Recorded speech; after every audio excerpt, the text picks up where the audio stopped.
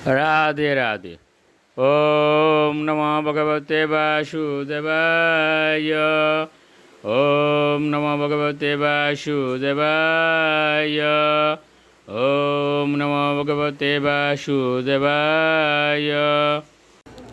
শ্রীমদ্ ভাগবত চতুর্থ স্কন্দ পোষণম অষ্টম অধ্যায় ধ্রুব মহারাজের গৃহত্যাগ ও বনগমন।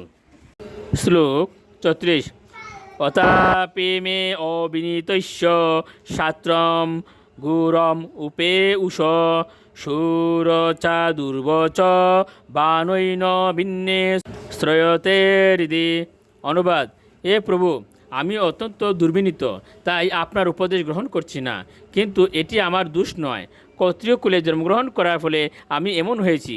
আমার বিমাতা সুরুচি তার দুরুক্তিরূপ বাণের দ্বারা আমার হৃদয়কে বৃত্ত করেছেন, তাই আপনার মূল্যবান উপদেশ আমার হৃদয়ে স্থান পাচ্ছে না। শ্লোক 37। পদম ত্রিভুবন উৎকৃষ্টম জিগীষু সাধু বর্তমে ব্রূহি অস্মৎ পৃথিবী ব্রহ্মণ অন্যে অপি অনধিষ্ঠিতম। অনুবাদ: হে তত্ত্বজ্ঞানী ব্রাহ্মণ, আমি এমনই একটি পদ অধিকার করতে চাই যা আজ পর্যন্ত এই ত্রিভুবনের কেউ লাভ করতে পারেনি, এমনকি আমার পিতা এবং পিতামহ পারেননি।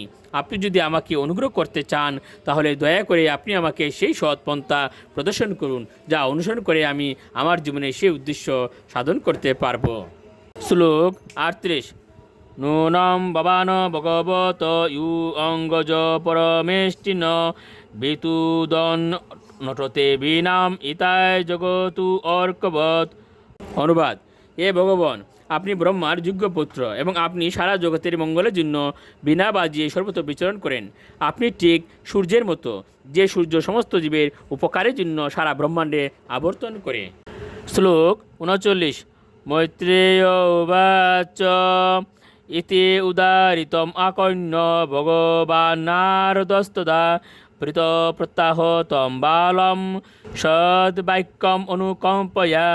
অনুবাদ: মৈত্রেয় ঋষি বললেন, ধ্রুব মহারাজের উক্তি শ্রবণ করে মহাত্মা নারদ মুনি তার প্রতি অত্যন্ত কৃপাপরায়ণ হয়েছিলেন এবং তার প্রতি তার অহেতুকী কৃপা প্রদর্শন করার জন্য তিনি নিম্নলিখিত উপদেশ দিয়েছিলেন।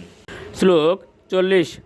নারদ উবাচ জনুন্যাভিহিত পন্থা সবৈ নিঃশ্রেয় শস্যতে ভগবান বাসুদেবস্তম ভজতম প্রবণাত্মনা।